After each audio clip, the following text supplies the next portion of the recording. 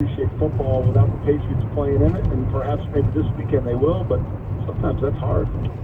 So, Mike, I got to ask you, going back to last weekend, Tennessee, they win that football game. You still believe running back can't win a game? Yeah, I really do. I mean, I think, look, let's just break down the game. I thought he was great. Look, I'm not saying he's not a good player, and I'm not saying he doesn't impact the game.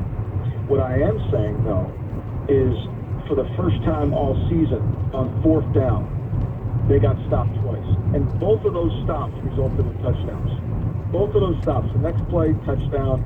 3 plays later, he breaks 3 tackles, and he runs into the game. This is the Baltimore game I'm talking about. Yeah. So I think really, when you really study what they've done, is their short yardage, goal line defense has been sensational. Their red zone offense has been remarkable. I mean, flat out remarkable.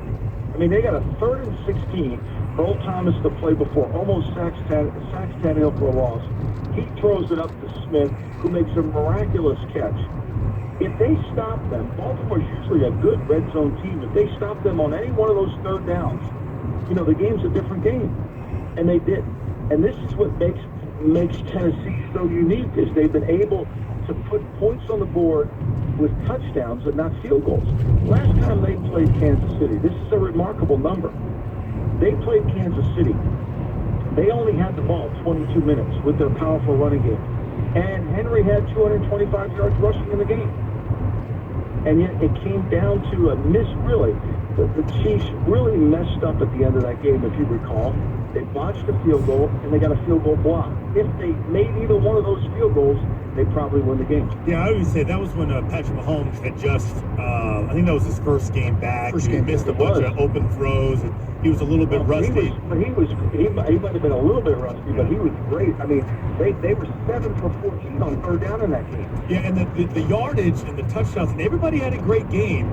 So so when I look at this Tennessee game, I just feel like they're running out of gas. I mean, I still think they'll be able to run the football.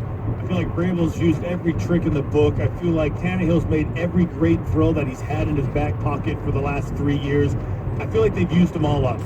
And I just don't know even if they do get behind, Kansas City has already shown against the Patriots last year in 2 games and against Houston that it doesn't matter how much you're up and how much time is left. We'll come back and win. Yeah, I mean, look, I think last week's game against Houston was a perfect indication of when Belichick talks about who's in control and who's in the lead. And I think that game was always about Kansas City was never out of control of that game. Houston was never in control, even though they were in the lead by 24 points. And Houston's defense, and where the liability on Tennessee's team is, and it was in New England, and it was with Baltimore's attacking the outside part of the field and making these corners have to play man-to-man and see if they can hold up.